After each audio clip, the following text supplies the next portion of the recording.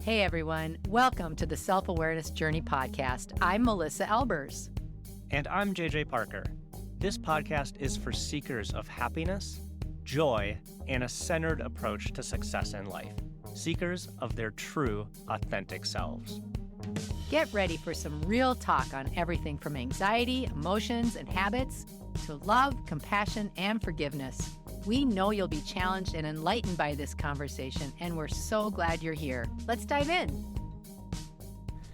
All right, Melissa, we wanted to talk about conflict today. Yes. And sometimes I have like a fun little story to kick these things off. Yeah. But I don't have any particular conflict in my life right now. Well, let me tell you. Let's find some. I wanted to talk about conflict today because I recently did a leadership development session on the psychology of emotions, emotional intelligence, and building trust and psychological safety and within a workplace. And a really, really big part of that is conflict. And I find that interesting because there's such a juxtaposition of positions. You know, you don't think of like psychological safety being tied to conflict. Yeah. And I don't think. Yeah. What do you mean, like conflict? Like Yeah. dealing with conflict, finding conflict, like Finding running straight into it, creating conflict. Yeah. I think rather than have it be a theoretical conversation, I would just say, you know what? In our lives, we always have conflicts going on in some way, shape, or form. And even though I just did this in a work format, boy, the more I reflected on it, there's so much in your personal life in which you run up against conflict all the time. And there's just some really interesting. You say that, like, in the work context. I often think that a lot of my job is to find the conflict or see the conflict and get it out. Oh, sure. Get to the root cause of something. Get to the root cause of it, yeah. Yeah. Because healthy conflict amongst people is really good. Like everyone can't have the same opinion and think the same way. I agree. I agree. That doesn't make a good product, a good company, a good relationship, right? No, and it's not real. Actually, that's not actually authentic. And so it's like, how do you actually confront this conflict? How do you identify it? Maybe like confront it, deal with it, move through it, and build a stronger relationship on the other side. Yeah, exactly. Well, so I think we should start exactly where you just started, and you said, not all conflict is bad, right? I think there are actually. We always naturally go towards the negatives of conflict. I think as human nature, we do that. But there are some huge positives of conflict. And I think we should talk about that for a minute. Like, I think we should talk about both the positives and negatives of conflict. Yeah. So, like, what do you think is an example of something that is positive due to conflict? To me, the most positive thing is that, you have maybe two people or multiple people, they all have a different way of looking at things. Yeah. And sometimes those different viewpoints, those different worldviews, those different, experiences, those different whatever, those differences are really important to explore. Yeah. Because if we all think the same, then like there's no growth there. Yep. So the conflict part is us actually exploring our different worldviews and trying to understand each other better. Now, that to me is like the most positive way. And hopefully we'll get there in our conversation of like, how do you get to a point where you look at conflict as that positive exploration of other people's worldviews? Well, I think there's a lot of other positive components to conflict, which add or make it easier to enter into that perspective. Because I think, if you think about conflict as a whole, we're usually doing it because we're trying to solve a problem, right? And I think that, and we're trying to solve the problem and maintain the relationship at the same time, or certainly maybe even improve the relationship. Like, if we didn't care at all, right, we'd just be like, oh, screw it out, and not even engage in the conflict. It'd just be a flight response, not a fight. A fight or flight response would just be a flight response. Like, I'm leaving. I'm out of here. I think the other... Actually, you see that a lot, don't you? Yeah. In conflict. And in times when people aren't feeling great and maybe are about to engage in conflict, one party just walks away. Yeah, because they're scared of the outcome. Or they're not really thinking about it from a place of solving a problem or they maintaining. Don't care. Yeah, or they don't care. I think another positive of conflict, like when I think about it, is it does usually or oftentimes improve your relationship with somebody. Like generally speaking, not just about that topic, but just generally, it creates in you, if you have a healthy exchange of conflict at the end of it or after emotions come down a little bit, you have sort of a more connected feeling with that person often. Like, oh, I know this person better now, or I actually can trust this person a little more next time. So maybe I won't be as mad, or I won't be as, whatever, before I talk with him. So I think in many ways, conflict can be very positive.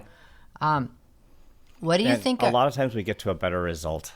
That's the thing that I'm always looking for, especially at work, is like, let's engage in these different views so we can come up with a better result. Yeah. And I will say also, not just the work, but in personal relationships. Like, obviously, I was talking in a previous pod that our son just got married.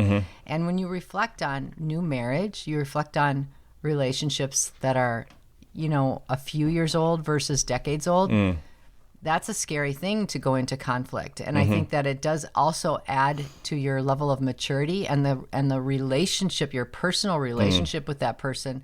That level of maturity changes. And I think that the more that couplehood and that relationship, even if it's personal like that, well, especially if it's personal, the depth of trust, the depth of being able to do things together, plan things together, be a unit of people as opposed to alone, all of that gets amplified as you show the ability to have a healthy conflict. So I think there's a lot of positives to conflict that we don't usually think about because we're usually a little scared, I think. Well, there is a lot of scary things about conflict. That's why everyone tries to avoid it. Yeah. It's it doesn't feel good a lot of times while you're arguing with somebody. Right. There's a lot of fear there. Like you're going to lose, you're going to be rejected, you're going to hurt somebody. Well, this is interesting to me, is that conflict actually has a continuum. And I just want to talk this through a little bit because it's kind of right in this space that you're talking about. There, on one side, so if you took let's just say a 1 to 5 scale, or 1 to 10 scale, 1 to 5 scale, whatever. 1 being the worst and 5 being the best. On the worst side of conflict, you actually don't have conflict. You actually have artificial harmony. So you have the fake it. You have the I'm not gonna. It's just going to be this false narrative, this artificial, it's fine, everybody's, I'm fine, everything's fine. Yeah. That's like suppressing your emotions or something. You just bury it deep in there. Yeah, exactly. It doesn't exist. I don't have any, I've never had conflict. Our family's never had conflict. Right, I get along with everyone. Our entire generational description of our family has no conflict. Enter Scandinavians. Okay, anyway.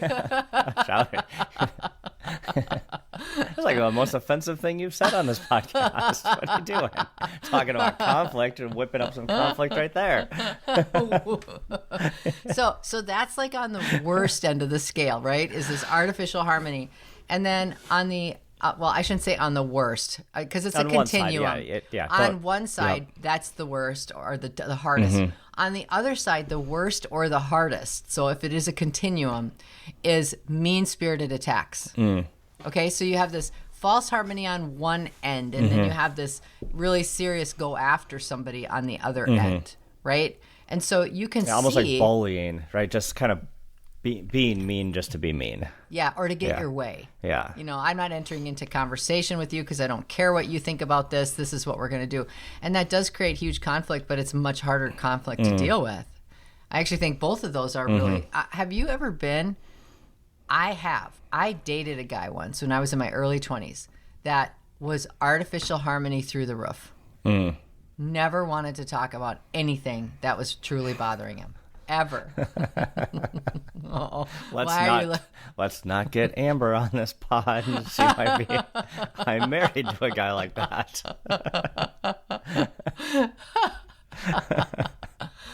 Well, you're learning. We're learning. Yes, thank you. You're learning.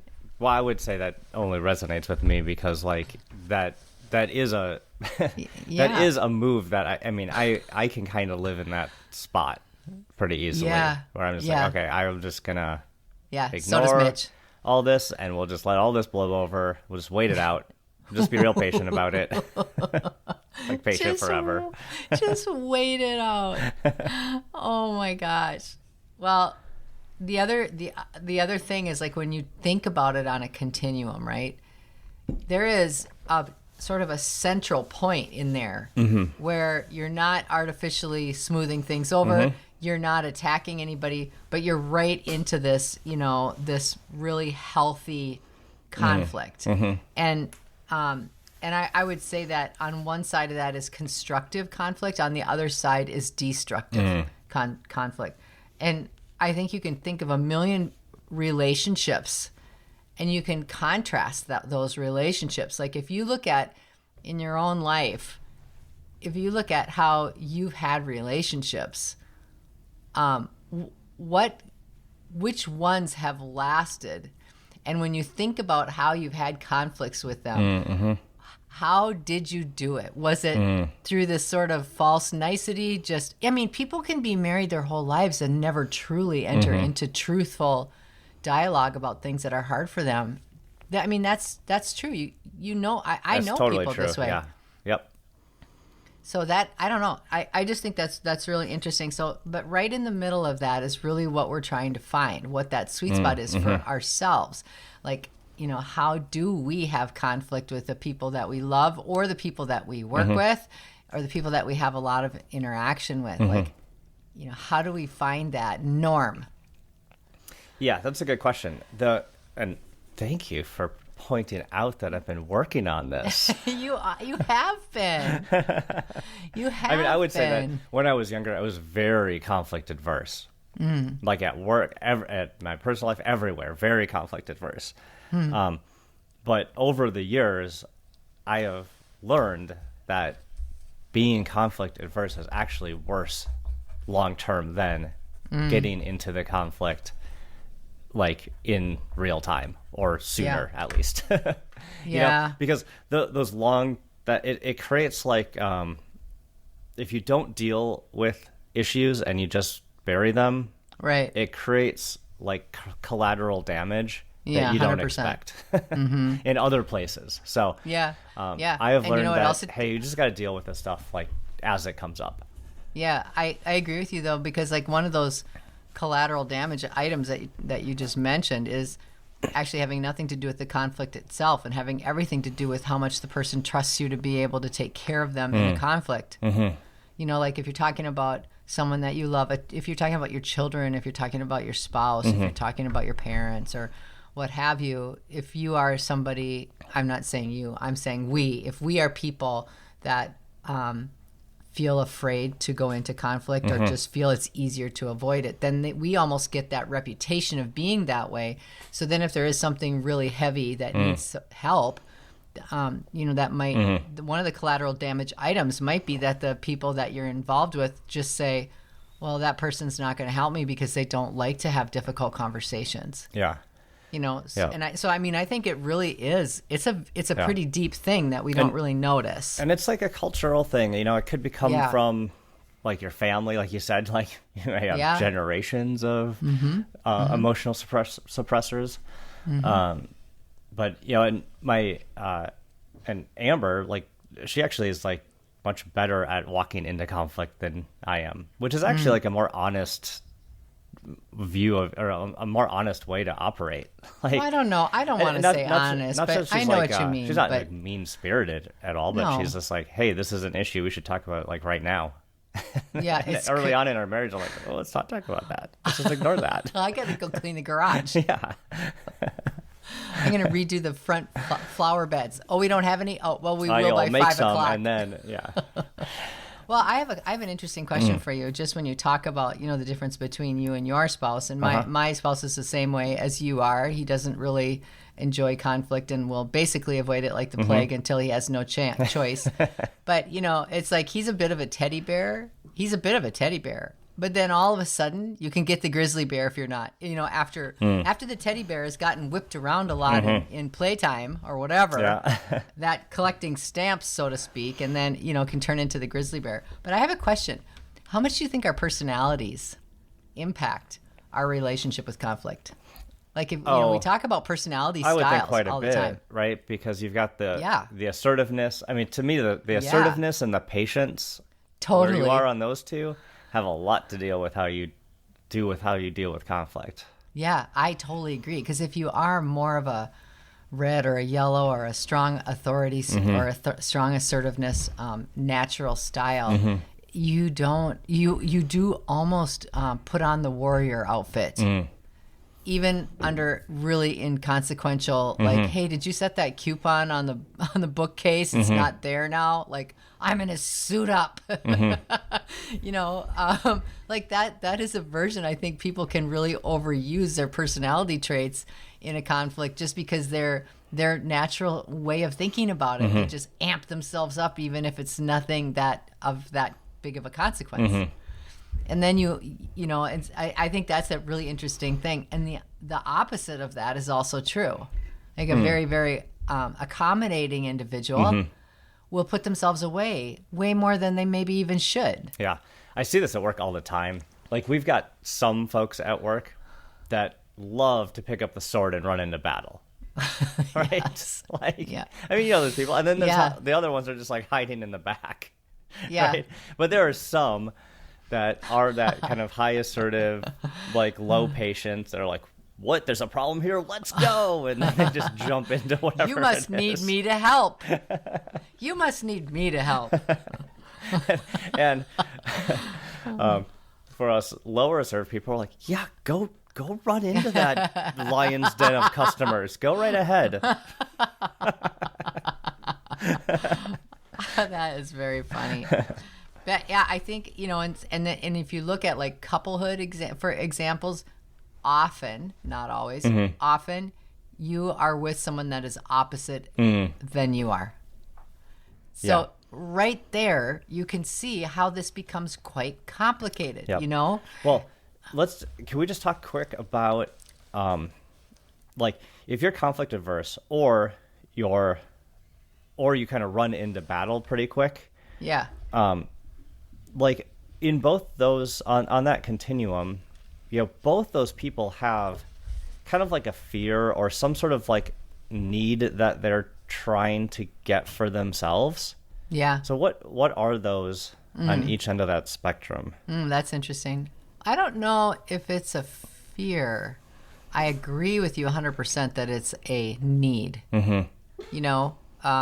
There's a need there. I think if somebody is, we'll take my personality style, like a highly assertive person, if I'm faced with a problem, I feel obligated to be a solution maker. Yeah, you need a resolution. Like if you don't have a resolution, you're going to go crazy. So you're just going to get right to it. Yeah, even if that resolution means we have 3 options, right? Like it's like, okay, we can't just leave this hang here. Like if there's this problem, then fine. Okay, we won't solve it right now, but we certainly have to have which options we're going to pick from. Like that would 100% be my plan B if I can't have plan A. It's like, let's talk about 2 or 3 different ways that this can be solved before we end this conversation. And then I will feel vindicated. Yeah. How about you? I think it's like, I want to be a people pleaser.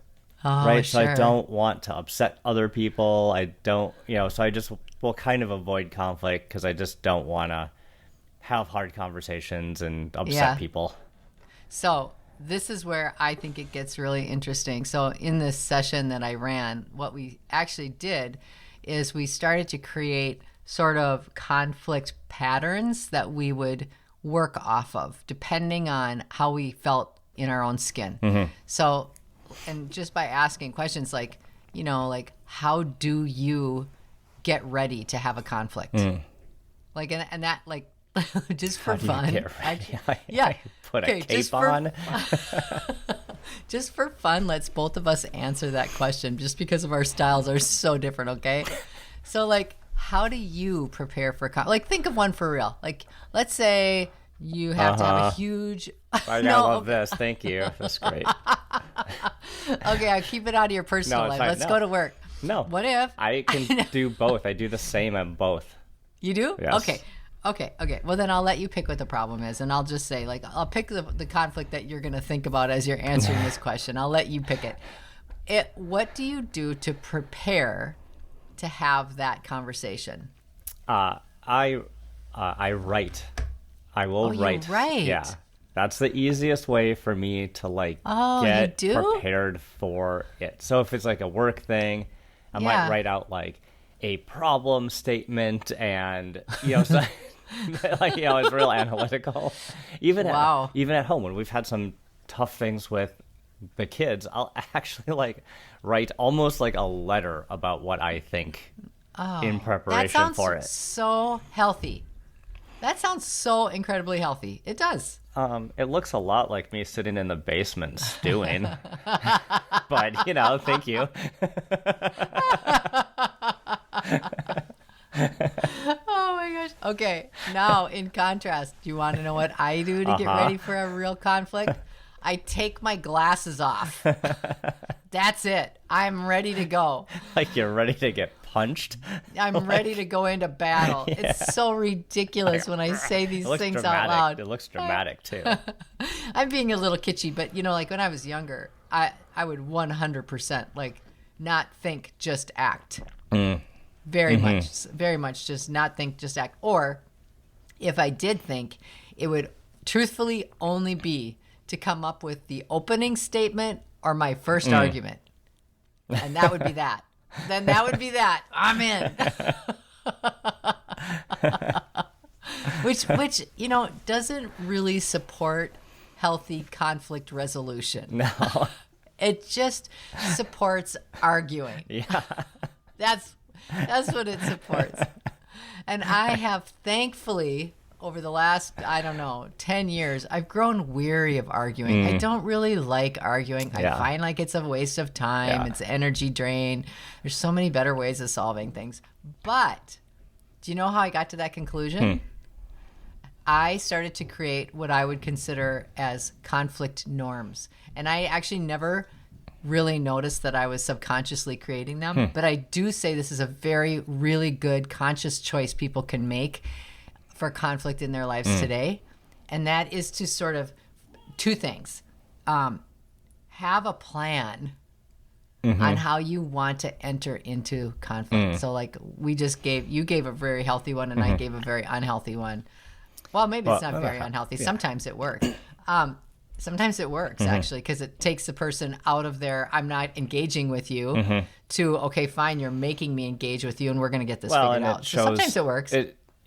Your physical act actually signals an amount of like seriousness. Like, okay, we need to deal with this. Like we're not just, we're not just playing around. We're not just chatting. We are dealing with an issue. Yeah, exactly. And that does, by the way. And that's not bad. That's good. That's a good signal. Yeah, I actually think that there is some vulnerability in doing that, even if you don't feel vulnerable, even if you are pretending that you're putting on the shield. I can't see as well now. I'm vulnerable. Exactly. I'm just looking over the top of my big shield, just my eyes.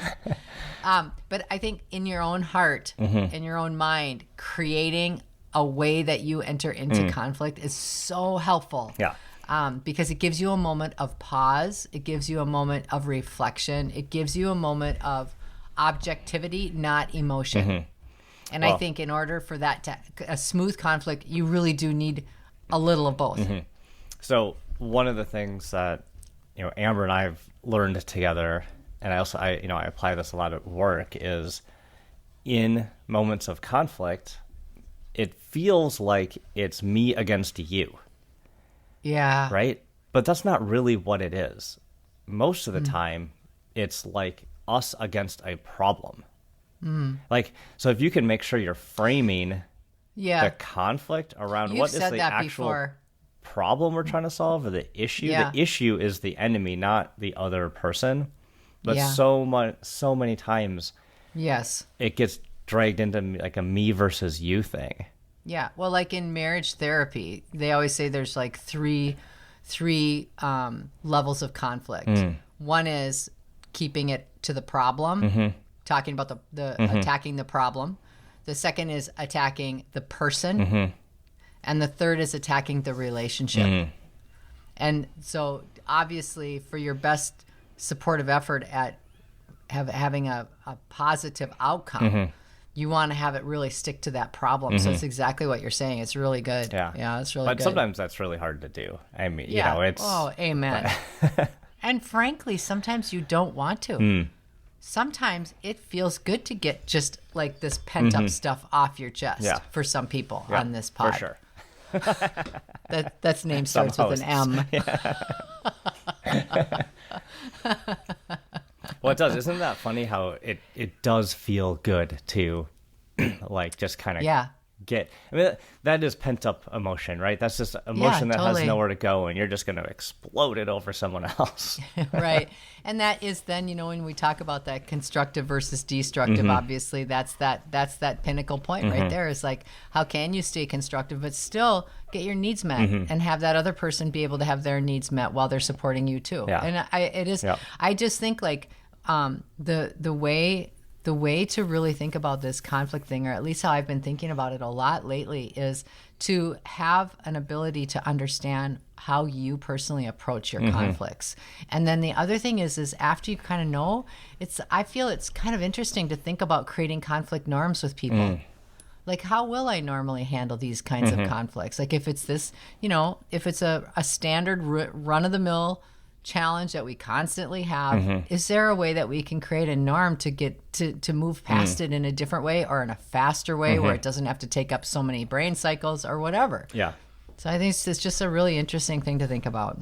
Like putting on a special hat when you're upset. A conflict hat. Everyone knows.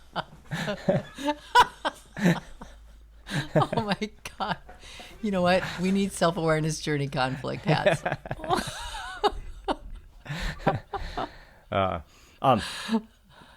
Okay, so just in the scope of, you know, dealing with these conflicts, you know, to me, like some things are like we said, like very easily problem things, and then and some things feel like personal, and but the part that, you know, we're just kind of joking around here, but it is really real, is that it does sometimes feel good to just like get into a fight. Let it all hang out.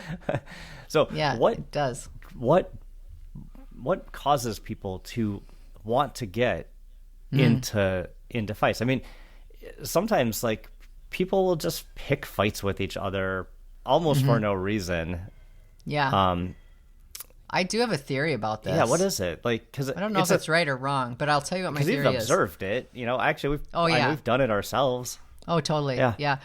So I think, you know, when somebody, I always talk about human beings all having like standard waves, you know, like scalloped waves to their emotions. Like sometimes you're a little high, sometimes you're a little low. That's normal. You're never going to be completely flatlined until you're dead, right? So we all have these waves.